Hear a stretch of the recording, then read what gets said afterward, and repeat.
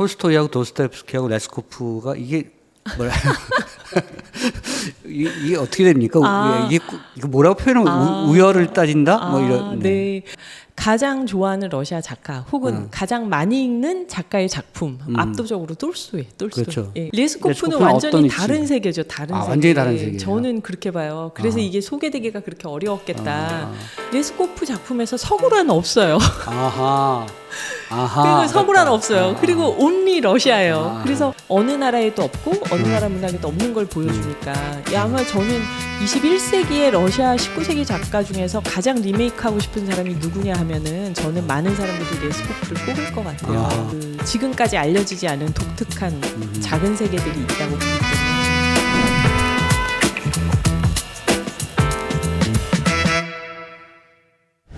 때문에 저는 거죠.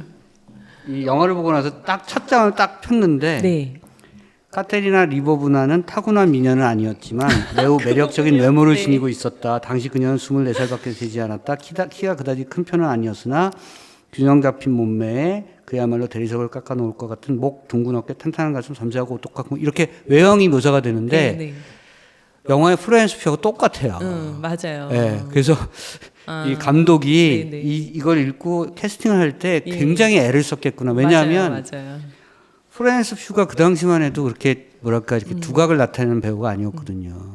그래서 어쩜 이렇게 똑같이 키도 작고 사진 동글동글하고 이제 러시아 다부지고. 시골 아가씨 같이 딱 이쁘게 나오는. 그렇죠. 그래서 야 이거는 완벽하게 원작에서 묘사한 캐릭터의 외모 그대로 캐스팅을 했구나. 근데 이제 저는 이거는 플로렌스 퓨 연기의 잘못이라기보다 역시 감독의 해석인데 저는 이 원작에 있는 유쾌하고 그 장난꾸러기 같은 모습들이 막 나오잖아요. 근데 플로렌스 퓨가 여기서는 너무 그 점잖은 거예요. 그러니까 이 막 주책 맞은 농담이나 욕설을 하면서 이 유쾌하게 막 그 하층민들하고 어울리는. 제가 볼 땐 그걸 영국으로 옮겨서 그런 것 같아요. 그렇죠. 그래서 그 대사들도 다 영어로 바뀌면서 이 점잖은 말들로 바뀌니까 그런 게 충분히 안 살아서 약간 저는 그거 하나는 아쉬웠어요. 플로렌스 퓨가 조금 더 발랄했으면 좋았을 텐데 하는 생각을 했어요. 여배우가 여주인공이 만약에 마르고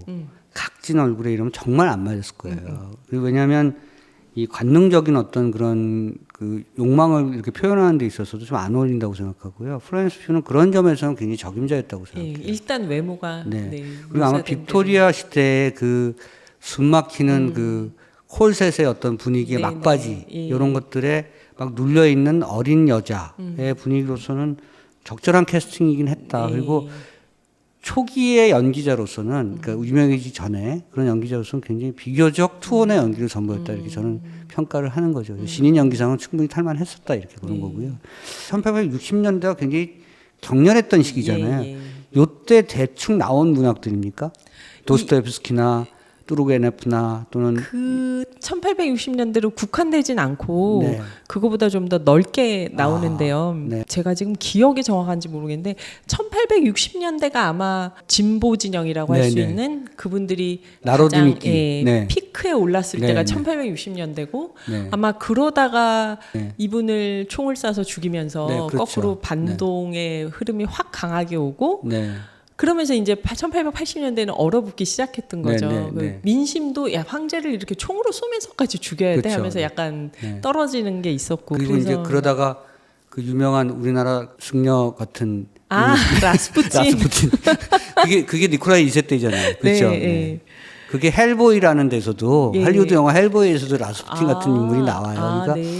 그러니까 그때가 얼마나 중요하면 심지어 그 할리우드 히어로물이나 안티 히어로물에도 그런 캐릭터가 나올 정도니까 그때가 정말 격렬했던 시기인데 레스코프가 레이디 맥베스를 쓸 때는 어쨌든 그 시점 러시아가 막 변하고 막 뭔가 새로운 어떤 시대로 가려고 하는 그런 것들을 반영하고 있다고 보시는 거죠. 그 레스코프는 그래서 러시아의 어떤 변화를 반영했다기보다 아까 말씀하신 것처럼 농노 민중적 어떤 요동 뭐 이런 것들도 그거를 막 어떤 목적 지향성을 가지고 썼다기보다는 그 시점에 러시아 사람들에게 애정을 가지고 그냥 묘사를 했다는 생각을 저는 더 많이 했어요. 그래서 재밌는 게 1860년대에 그 진보 진영이 좀 힘을 많이 가졌을 때는 레스코프가 하는 말에 진보 진영에서 반발을 심하게 했었고 1880년대에 넘어오면서는 보수 진영으로 많이 새가 넘어갔을 때는 레스코프가 하는 말에 또 보수 진영에서 반발을 했었고 그러니까 외로웠겠다. 그쵸. 이분은 근데 레스코프만이 아니라 이때 러시아 작가들을 보면은 우리가 생각하는 것처럼 그렇게 단순하게 그러니까 모두가 진보 진영 끝 이게 아니더라고요. 그러니까 정치적으로 어느 진영인지 작가 본인이 표명하지 않으면서 그 할 수 있는 얘기들을 하는데 양쪽에서 해석하면서 그 공격하거나 자기 편으로 만들거나 하는 이런 과정들이 많이 있었어요. 작가들마다. 그걸은 본인이 나중에 뭐 아무도 안 물어봤는데 자기가 나는 러시아 정교와 농노제가 러시아의 정신을 위해서 필요하다고 생각한다. 뭐 이런 말을 스스로 해가지고 만인의 지탄을 받고 그 마치 우리나라에서도 가끔 작가분들이 아무도 안 물어봤는데 본인이 정치적 지향을 스스로 얘기하다가 반대 진영의 공격을 받을 때가 있잖아요. 사람들이 그걸 작품을 보면서 농노 해방을 주장한다고 생각하고 굉장히 그 가난하고 힘든 러시아 소시민들을 그렸다고 생각하고 막 좋아하고 있는데 자기가 스스로 나는 러시아 정교를 정교 신자고 짜르는 하나님의 사제고 하나님을 대리하는 분이고 농노제는 있어야 된다고 생각한다. 뭐 이런 식의 얘기를 하면서 공격을 막 받거든요. 근데 레스코프 같은 경우는 고골처럼 그런 발언을 하진 않았어요. 근데 이제 레스코프가 뭐 어떻게 보는 게 더 맞냐면 어느 쪽 정치 진영이 좋아할 만한 말로 이렇게 그러진 않았다는 거잖아요. 먼저 어느 쪽 정치 진영이 좋아할 말을 본인이 나서서 하지는 않았다. 근데 그 상황에서 예를 들어서 뭐 폭발이 났거나 어디서 무슨 테러 비슷한 게 일어났을 때 이거를 주동자를 찾아야 된다라고 주장하면은 진보 진영에서 뭐냐 학생들을 잡아들이라는 거냐 이렇게 하고 화를 내는 거고 그 다음에 이제 러시아 시골이나 이런 부정부패나 사제들의 잘못된 점이나 이런 것들을 풍자하면서 작품을 발표하면 러시아 정교 쪽에서 또 화를 내는 거고 이제 레스코프의 정치적 노선은 그 본인이 어느 노선을 그렇게 밝힌 적이 없고 그 어느 쪽이라고 보기는 어렵다고 봐요. 오히려 지금 현대적으로 해석하면 실용적이었네요. 그러니까 가장 지금 해결해야 되는 문제에 대해서 적극적인 얘기를 자기 문학을 통해서 한 그런 그렇죠. 셈이라고 볼 수 있겠네요. 자기 본인 레스코프의 세계가 있었던 거죠. 그러니까 누구에게 아첨하지 않는 레스코프의 세계가 있었던 건데 어떻게 보면 그 당시에는 제가 그 기억하기에는 러시아사를 기억하기에는 1800년대, 1900년대를 갈 때 우리에게 몇 사람이 모여서 얘기하면 누구는 무정부주의자고, 누구는 공산주의자고, 누구는 또 사회주의자고, 뭐, 누구는 뭐 아직 황제파고, 뭐 왕당파고, 막 5만 가지 사람이 다 섞여서 파티도 하고 그랬던 것 같아요. 그러니까 그게 막 적대적이라고 해서 안 만나고 이랬던 게 아닌 막 거예요. 섞여 있었던 거죠. 그러니까 아직 너무나 뭐랄까 이렇게 정형화된 틀을 갖기 아직 어려운 시대였고 뭔가 전환기였고. 그렇죠. 근데 또 의외로 어떤 주위에 자기를 묶지 않으려는 경향이 되게 강해요. 러시아 작가들을 보면 특정 정치 진영에 가담하거나 그쪽을 편드는 말을 이렇게 하지 않는 것에 대해서 크게 막 그것 때문에 괴로워한다기보다는 조금 의연한 자유주의자의 푸시킨부터 뿌리를 가지고 내려오는 러시아 괜찮은데요? 작가들의 그 본받을 만한데. 그게 되게 강해요. 그래서 톨스토이는 톨스토이대로, 도스토옙스키는 도스토옙스키대로, 레스코프는 레스코프대로 자기 세계들이 있는 거죠. 그래서 거기서 소통할 수 있는데 정치적 판단으로 자기를 평가하게 내버려 두지 않는 작가의 자존심? 그런 게 굉장히 강하다는 걸 자주 느껴요. 평전을 읽다 보면. 말씀하셨으니까 이게 비교를 하면 안 되겠지만 톨스토이하고 도스토옙스키하고 레스코프가 이게 뭐라 이게 어떻게 됩니까? 이게 뭐라고 표현하면 우열을 따진다? 뭐 이런. 일단 우리나라나 서구나 일본이나 중국이나 가장 좋아하는 러시아 작가 혹은 가장 많이 읽는 작가의 작품 압도적으로 톨스토이. 그렇죠. 그리고 작가들이 좋아하는 작가 톨스토이. 근데 이상하게 사실은 톨스토이의 그 뭐랄까요? 그 전체 내러티브 구조는 거대 서사잖아요. 예. 네. 저 전쟁과 평화, 네. 안나 카레니나 그 누가 따라갑니까? 네. 그러니까 따라갈 수가 없어요. 그러니까 당연히 그렇겠죠. 그러니까 톨스토이를 능가할 수는 없군요. 네, 톨스토이를 좋아하는 사람도 있고 싫어하는 사람도 있지만 어쨌든 이렇게 여론조사나 책이 팔리는 거나 연구서나 뭐 네. 여러 가지를 보면은 도서관에서 대출되는 네. 역시 1위는 톨스토이 언제나. 아니 싫어하는 사람도 있어요. 그렇죠. 뭐 훈계를 한다 아니, 이러면서 뭐 안주하는 분들도 있던데 모르는 사람은 있어도 저도 사실은 그렇게 톨스토이가 생각해요. 뭐랄까 이렇게 신에 대한 네. 절대적 뭔가 어떤 존재에 대한 약간의 의존도는 좀 예, 있죠. 그렇죠. 네. 정교의 제도나 형식, 레스코프도 네. 마찬가지지만 정교의 제도나 형식에 동의하지 않았지만 하나님을 믿는 마음을 그렇죠. 끝까지 갖고 네. 있었으니까. 노년으로 갈수록 그게 강해졌고. 네. 네. 근데 이제 그 톨스토이는 우리나라에서는 이상하게 이렇게 교훈을 주는 사람, 성자 뭐 이런 이미지로 많이 알려져 있는, 특히 일제 시대 때 인생론 이런 게 번역되면 히트를 치고 하니까 아하. 그렇게 많이 알려져 있는데 실제로 러시아 문학 전공하는 분들이나 문학 좋아하는 분들이 톨스토이를 읽으면 굉장히 당황하는 게 관능적인 묘사를 가장 잘한다. 아하. 여성 심리 묘사를 가장 잘한다. 이 사람은 남자인데 이러면서 읽으면서 이제 점점 빠져드는 게 비주얼 시각적 묘사가 매우 뛰어나요. 톨스토이가. 네. 그래서 아하. 러시아에서 원어로 보면 네, 국영 영화사에서 러시아에서 고전 작품을 영화로 많이 만들었잖아요. 그때 보면은 톨스토이는 소설에서 보여준 그대로 영화를 만드는 게 가장 쉬운 작가인 것 같아요. 그래서 저희가 이제 농담으로 그런 얘기를 했었어요. 농담은 아니지만 뭐 톨스토이를 읽으면 드라마나 영화를 보는 것 같은데 아하. 도스토옙스키를 읽으면 라디오를 듣는 것 같다. 연극 보는 것 같고. 예, 네, 그러니까 연극도 왜 배경 하나도 없고 네, 1인극 정극, 무대 네. 이런 거. 그냥 정극. 네. 그 톨스토이는 그래서 작품이 리메이크가 굉장히 많이 돼요. 안나 카레니나도 몇 번이나. 맞아요. 몇 번 나오는지 그러니까 이제 몰라. 예를 들어서 대형 투자를 받아서 대형 연극으로 영화로 만들어지는 것도 몇 번 리메이크. 근데 그 사이사이에 뭐 BBC도 만들고 어디도 네. 뭐 모스크바 국영방송 만들고 뭐 어디도 만들고 이런 것까지 다 합치면 엄청난 편수의 리메이크 그게 있는 거죠. 그러니까 그만큼 그 몇 가지가 있는데요.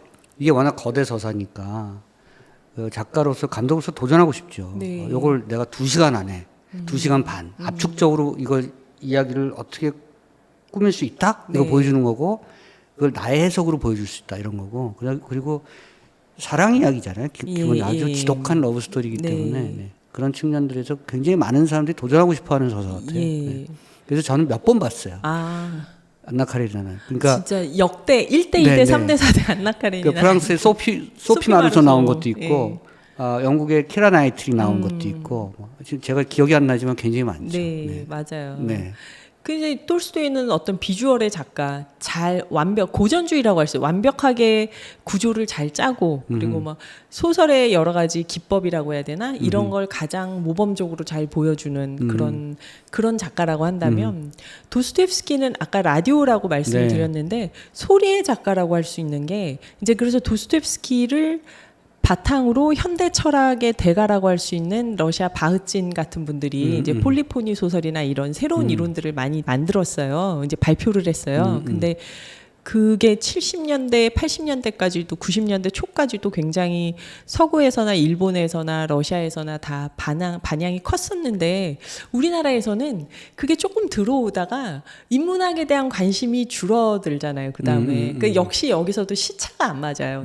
또 한 번 더. 그래서 충분히 알려지지 않았는데 도스토옙스키의 폴리포니 소설을 두고 바흐친이 발표한 폴리포니 소설론 같은 경우는 거의 현대 소설의 대표적인 기법으로 작가들이 한 번씩 시도해 보려고 했던 지금은 다들 아무렇지 않게 뭐 주인공을 만들어 놓으면 주인공이 이야기 속에서 스스로 이야기를 펼쳐간다 이런 얘기를 대중소설을 쓰는 분들도 다 자유롭게 하지만 20세기 초중반에 1920년대니까 20세기 초반에 바흐친이 처음으로 도스토옙스키 소설을 가지고 이게 이제 소리로서 만들어가는 폴리포니의 비유를 하면서 등장인물과 작가의 등장인물이 작가에 대해서 갖는 인식의 독립성을 얘기했을 때는 이해하기가 되게 어려웠어요, 이게. 그런데 지금은 뭐 드라마 작가뿐만 아니라 모든 분들이 어떻게 글을 쓰세요 하면은 아무렇지 않게 다들 그렇게 얘기하세요. 일단 등장인물을 만들어 놓으면 그다음 이야기는 인물들이 알아서 갑니다.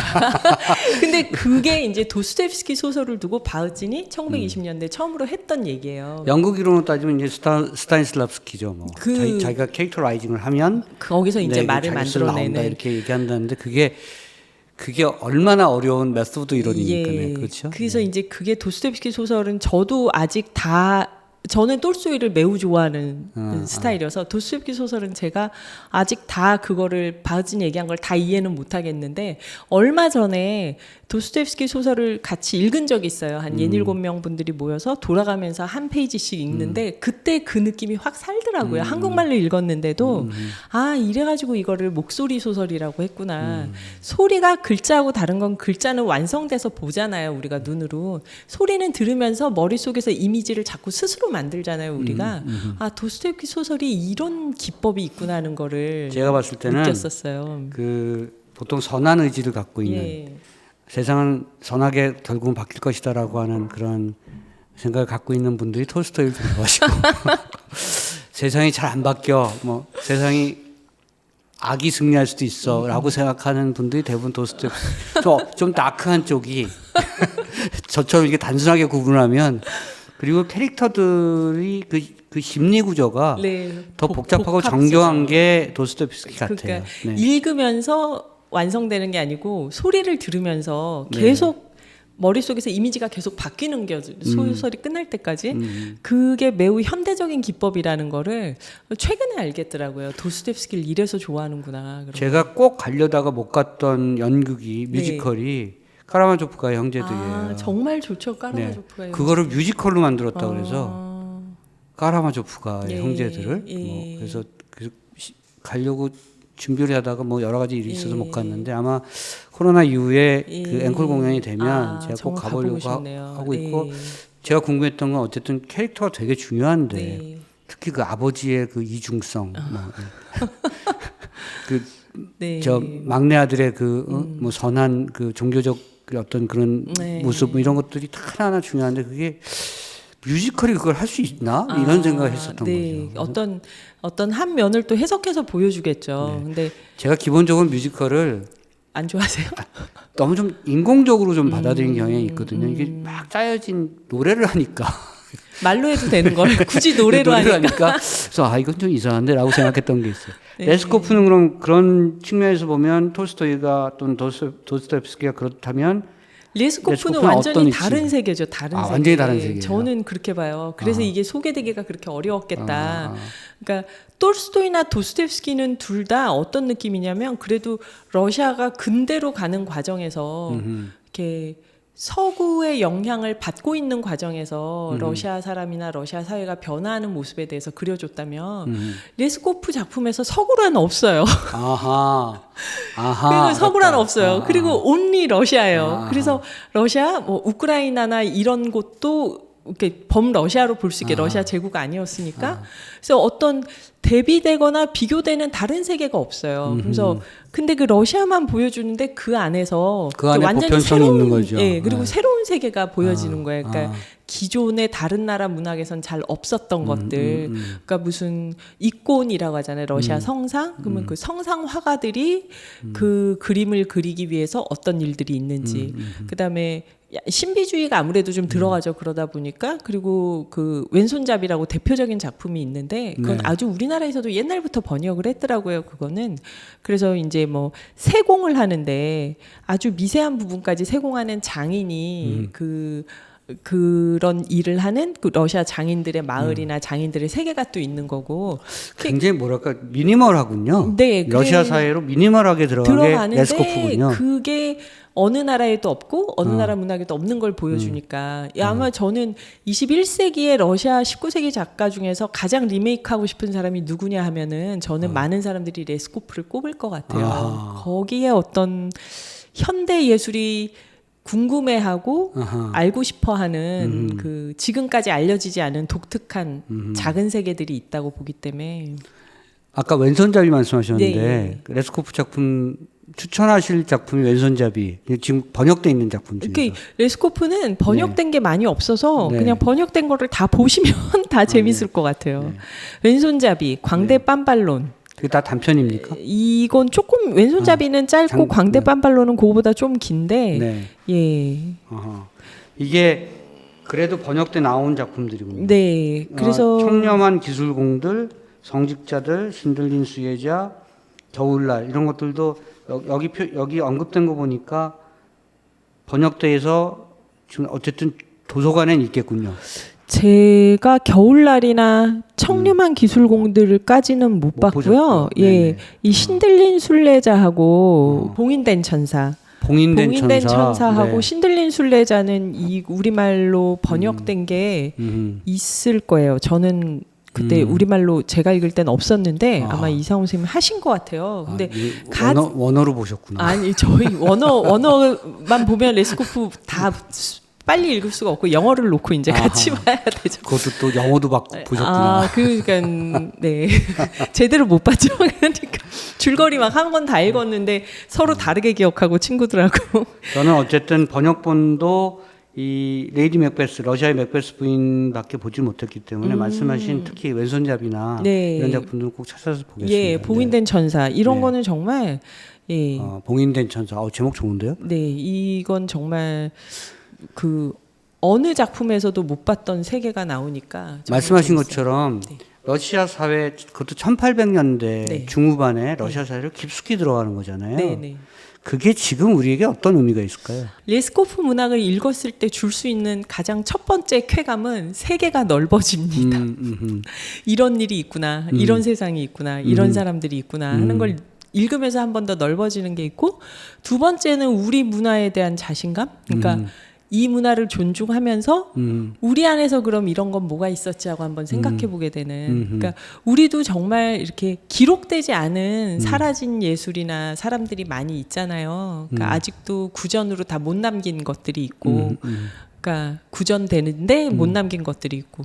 그러니까 예를 들면 우리도 전통 예술을 하는 분들 중에서 사라진 분들이 있을 거고, 그게 우리 현대 예술에 와서 접목되지 못하고 사라진 것들이 있을 거고, 그런 건 뭐가 있을까. 그리고 레스코프가 스카스 기법이라고 했지만 이거는 우리한테도 분명히 그렇죠. 우리의 뭐 예컨대 훨씬 더 가까운, 뭐 판소리까지는 아니어도 그렇죠. 어쨌든 네, 그런 게 있었으니까. 그러니까 네. 뭐 옛날 이야기하는 건 불과 뭐 한 몇십 년 전까지만 해도 우리가 다 이야기하는 문화 속에서 컸었기 때문에 그러니까 이렇게 좀 우리가 전쟁, 식민지, 분단 막 이런 걸 겪으면서 뚝뚝 끊어져 버렸던 어떤 전통적인 것들이 레스코프를 읽으면서 거꾸로 이렇게 회상되고 회복되는 느낌이 저는 있었어요. 이게 이제 영화에서도 네. SF 영화 특히 과거로의 특정한 시공간으로 이동을 하는 건 사실은 그때 그 모습보다는 지금 현실의 자기 자신을 다시 한번 반추시키는 거잖아요. 네. 그게 이제 SF의 네. 주요 목적인 것 같은데, 저는 이제 특히 하나밖에 못 봤지만 네. 러시아 문학 토스토이나 도스토옙스키나 레스코프나 보면 결국 이 작가들의 위대한 점은 인간을 이해하려고 했었던 것 같아요. 인간이 우리가 지금 이 사회가, 한국 사회가 이렇게 네. 난리 버거진 게 인간을 더 이해하지 못해서 그런 거 아닌가. 그러니까 이 문학의 요체는 인간이 어떠한 근원성을 갖고 있는가. 그게 선한 것인가, 악한 것인가, 그 두 가지 다 복합적인 것인가. 네. 인간은 어떻게 상황에 따라서 변종되고 변질되고 또 개선되고 개종되는가. 뭐 이런 것들을 문학은 계속 보여주는데, 요 레스코프나 요 당시 1800년대 러시아 문학이 그런 부분에서는 요체가 아닐까. 네. 그렇죠. 그냥, 아무래도 사람을 더 이해하게 러시아 하는. 문학에 대해서는 아무것도 모르는 저의 얘기였습니다. 아니요. 그게 기본이겠죠. 그게 네. 이제 한국 사람들이 왜 이렇게 러시아 문학을 좋아하나 하는 거에 관심을 가진 연구서 논문들이 있었어요. 네, 그러니까 네. 우리가 지금은 어차피 문학을 지금 너무 많이 안 읽으니까 또 현대 러시아 문학이 이렇게 좀 잘 안 알려져 있고 그런 건 있지만, 그래도 여전히 러시아 19세기 러시아 문학은 이렇게 한 번쯤 읽어봐야 된다고 생각하거나 다른 불문학, 동문학보다는 좀 더 가깝게 많이 읽었던 경험들이 있더라고요. 특이하게도. 그게 아마 지금 선생님 말씀하신 것처럼 이렇게 뭔가 우리하고 완전 서구보다는 좀 문화적으로 가까운 느낌도 있었겠지만 네. 역사적으로도 서구가 우리보다 너무 빨리 근대화가 됐다면 여긴 좀 천천히 되면서 우리하고 정서적으로 유사한 점들이 또 있었겠죠. 그런 네. 것들 말씀하신 것처럼 이렇게 인간에 대해서 한번 돌아보게 하는 것이라면 그건 저는 네. 예, 전공하지 않은 분들의 의견이 더 소중한 것 같아요. 왜 좋아하냐는 그 질문에 대해서. 아까 말씀드린 것처럼 너무나 격렬하니까 살아왔던 그 과정들이 네. 그걸 어떻게 견뎌냈을까. 그리고 러시아 생각하면 항상 시베리아가 생각나고 그 추운 데서 어떻게 유배 생활하고 이랬을 때 네, 어땠을까. 네. 막 이런 것들 닥터 지바고 생각하면 그쪽으로 유배를 가잖아요. 네. 네. 그런 과정들을 생각하면서 여기는 인간의 어떤 근원적인 것들을 많이 탐구할 수밖에 없겠구나. 환경 자체가 뭐 이런 생각을 좀 잠깐 해봤습니다. 예. 러시아 문학을 전공하면 러시아를 가세요? 러시아를 저는 최근에 한동안 못 갔는데 네. 저희 때도 그렇고 지금도 그렇고 학부에서 교환학생 제도가 있어서 어허. 관심 있는 친구들은 다 졸업하기 전에 한 번씩 갔다 오는 것 같아요. 그러면 이제 예컨대 이제 뭐 미국을 누군가가 가면 미국 뭐 이렇게 한번 전체적으로 돌아보고 횡단하고 막 이러잖아요. 종단하고. 예. 그럼 러시아도 굉장히 커서 예. 모스크바하고 페테르스부르크하고 굉장히 거리가 있잖아요. 네. 여기서부터 여기까지 가는 것도 기차 타고 며칠 걸리지 않아요? 아니요. 모스크바하고 페테르부르크는 가까워요? 그러니까 이 가깝다는 게 네. 서울에서 부산보다는 멀지만 네. 러시아에 있으면 그게 가깝게 느껴져요. 네. 그래서 저녁 기차, 밤 기차 타면 다음 날 아침 일찍 도착하니까 예, 러시아 페테르부르크는 가까운 편이고 한 8시간 7시간, 8시간 예, 가까운 깐네에서 편이고. 파리네요. 예. 네. 그럼 멀지 않은데? 아마 제가 최근 몇 년은 어떻게 다니는지 모르겠는데 거기도 좀 더 빨라지지 않았을까 싶어요. 근데 한 10년 전까지는 네. 그랬었어요. 블라디보스톡하고 모스크바는 먼 거죠. 그렇죠. 근데 그것도 보니까 뭐 비행기로 다니니까 아하. 비행기로 다니고 또 친구들 보면은 후배들 보면은 되게 다 블라디보스톡 가서 거기서 기차 타고 모스크바까지 가더라고요. 우리 땐 그냥 비행기 타고 모스크바 바로 갔는데 놀 겸 그래서 기차 타고 가는 거예요. 그럼 보름 정도 타더라고요. 페테르스부르크에 우리가 저 흔히 아는 그리스 정도의 이렇게 동그랗고 그렇게 다 그냥 다 있습니다. 그대로 있죠, 다. 그대로 있죠. 거기를 못 가봤어요. 페테르부르크요. 네. 페테르부르크 한번 갔다 오면은 다른 러시아 도시를 시시하게 여기더라고요. 네. 다른 유럽 도시들도 그렇다고 그러더라고요. 네. 그러니까 근데 저는 페테르부르크도 참 좋았지만 저는 모스크바도 좋았었는데 페테르부르크 좋아하는 분들, 특히 예술 쪽에서 일하는 분들은 페테르부르크 가면 문학을 전공하면 사실 그 공간을 가보면 그 레스코프가 묘사한 시골은 못 가지만 예. 근데 이제 근교를 다니면서 네. 시골들을 보기는 했어요. 네. 근교를 모스크바 근교나 뭐 페테르부르크 북부나 이렇게 그 키예프 부근이나 이런 데를 가면서 이렇게 시골들을 봤는데 그 저희가 본 시골은 이미 집단 농장화를 한번 거친 후의 시골이어서 이 분위기하고는 다르지만 네 그래도 자연 묘사나 이런 거는 보면은 생생하죠. 그 요즘은 이제 번역하시고 또 소설 쓰시고 그러시니까 이 러시아 문학에 대한 관심도가 조금 멀어지신 겁니까? 아니면 여전하신 겁니까? 저는 계속 이제 제가 쓰고 싶은 책이 지금 말씀하신 그 러시아 현대 문학을 왜 이렇게 안 알려져 있냐. 그래서 그걸 좀 쉬운 에세이로 풀어서 현대 작가들을 좀 소개하고 싶다. 너무 좋죠. 안 알려진 러시아 작가들을 좀 소개하고 싶다는 생각이 있어서 지금 공부는 하고 있는 중이에요. 그래서 그 책 내시고 그 책 때문에 러시아 문학이 많이 소개되면 러시아 정부로부터 아마 표창 받으시지 않을까. 러시아 문화부 장관이 특별히 초청해서 그런 일이 설마. 네, 알겠습니다. 지금 내실 책이 I'm Not Your Negro지만 앞으로의 어떤 집필 계획. 방향? 내가 장편을 어떤 걸 지금 준비 중이야. 뭐 이런 거 얘기하셔도 좋고요. 소설은 일단 말하기가 부끄럽고요. 그거는 계획한 대로 말한 대로 되는 게 아니어서 어떤가요? 소설 쓴다는 게 계속 쓰고 있다. 이것 말고는 할 말이 없어요. 그러니까 왜 제가 그냥 개인적으로 느낀 건데 소설을 한 권이나 두 권 쓰신 분들은 소설 가세요 그러면 굉장히 부끄러워요. 네, 꺼려하시더라고요. 아니 아직은 뭐 내지는 네. 뭐 내가 소설을 썼나 뭐 이렇게 얘기하시는 네. 것 같아요. 근데 엄연히 쓰신 분들이 그런 얘기를 했어서 네. 소설이라고 하는 게 이제 결과물이 굉장히 자기와 좀 유리돼 있는 모양이구나 이런 생각을 좀 했었습니다. 그러니까 이런 거죠. 그러니까 그 에세이를 쓰면 그래도 지금 제가 할 수 있는 얘기를 충분히 한 것 같은 만족감, 사람들하고 소통을 하는 기쁨 이런 게 있는데, 그리고 번역은 원작을 얼만큼 잘 살리나만 집중하면 되는데, 소설을 쓰는 거는 이게 그 매번 쓸 때마다 저도 이제 발표는 2편밖에 안 했기 때문에 누가 소설가라고 하면 민망한데, 그래도 그러더라고요. 소설가라고 해야지 계속 쓴다고. 부끄러워하면 포기한다고. 네, 그래서 네. 계속 뻔뻔하게 소설가입니다 하는데요. 그 소설을 쓰는 건 할 때마다 축적되지 않고 또 처음서부터 하는 것 같고, 에세이나 번역은 그래도 지금까지 한 걸 축적하고 거기서 다시 시작하는 것 같은데, 소설은 할 때마다 원점에서 다시 하는 것 같고, 써놓은 거를 시간이 지나서 보면 늘 미흡해 보이고, 네. 그리고 다시 쓰고 싶고. 네. 그리고 또 이렇게 너무 훌륭한 작가들이 많잖아요. 네. 그래서 그런 걸 한번 읽고 나면은 네. 이렇게 훌륭한 소설이 많은데 내가 꼭 써야 되나 하고 자괴감이 들고. 그래서 영화 감독들하고 똑같으시네요. 그래서 영화 감독들도 이렇게 같이 이렇게 모여 있으면 예. 서로 얘기를 잘 안 해요. 그게 이제 뭐랄까 서로 질투하고 시기해서 그런 게 아니라 내가 저 사람하고 같이 얘기해도 되나 이런 생각들을 많이 하고 있는 것 같아요. 그래서 오히려 컴플렉스가 많은 사람들이더라고요. 그래서 그걸 좀 열어줘야 되는데 아마 창작하시는 많은 분들이 그렇지 않을까. 네. 그래서 소설은 아주 다른 글쓰기더라고요. 네. 해보니까 누가 칭찬해도 민망하고 누가 흉을 보면 속상하고. 그렇죠. 네. 그렇구나. 네. 어쨌든 그런 에세이를 하나 쓰실 계획이고 소설도 지금 어쨌든 계속 하실 거고요. 있고. 네.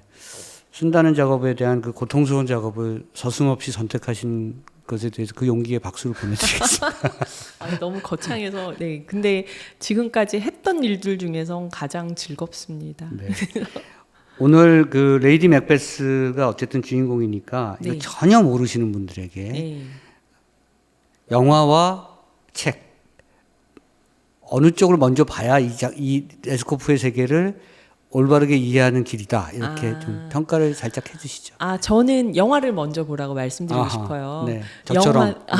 영화는 소설의 한 부분입니다. 그래서 이 감독이 보여준 영화는 레스코프가 보여준 레이디 맥베스의 한 부분이기 때문에 이걸 먼저 충분히 즐기시고 나서 레스코프 소설을 다시 읽으면은 영화에서 얘기하지 않았던 다른 부분이 뭔지가 더 풍부하게 보일 것 같아요. 근데 소설을 먼저 읽고 영화를 보시면 약간 적응이 안 될 수가 있어요.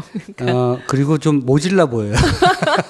영화가 좀 모질라 그리고 굉장히 달라 보여요. 특히 이제 배경이 다르기 때문에 이게 영국에서 러시아로 건너가는 거는 이게 활자로 봤을 때는 그렇게 뭐랄까 어색하지 않은데 이 러시아에서 영상으로 영국으로 옮겨오는 게 좀 이상하게 어색하게 보이실 수가 있습니다. 그러니까 영화를 즐겁게 즐기신 다음에 소설을 보면은 더 재밌으실 것 같아요. 그렇다고 플로렌스 퓨를 찾으시다가 블랙 위도우부터 보시거나 레이디니까 위도우 이러면서 블랙 위도우를 먼저 보시면 이제 이 레이디 맥베스 안 보실 수가 있어서 정확하게 찾아보시면 좋을 것 같습니다. 저희가 오늘은 김희숙 작가 모시고요. 소담 출판사에서 출간된 책입니다. 이게 나온 지는 조금 됐는데요. 한 2년 정도 된 것 같습니다. 러시아의 맥베스 부인과 영화 레이디 맥베스에 대해서 이야기 나눴습니다. 오케스트에서 다뤘으면 좋겠다 싶은 책이나 영화가 있으면 언제든지 댓글 남겨주시고요. 저희는 쌍방향으로 항상 주제를 선택하겠습니다. 다음 주에 또 재밌는 얘기 가지고 찾아뵙겠습니다. 감사합니다. 감사합니다. 고맙습니다. 네. 이거를 그럼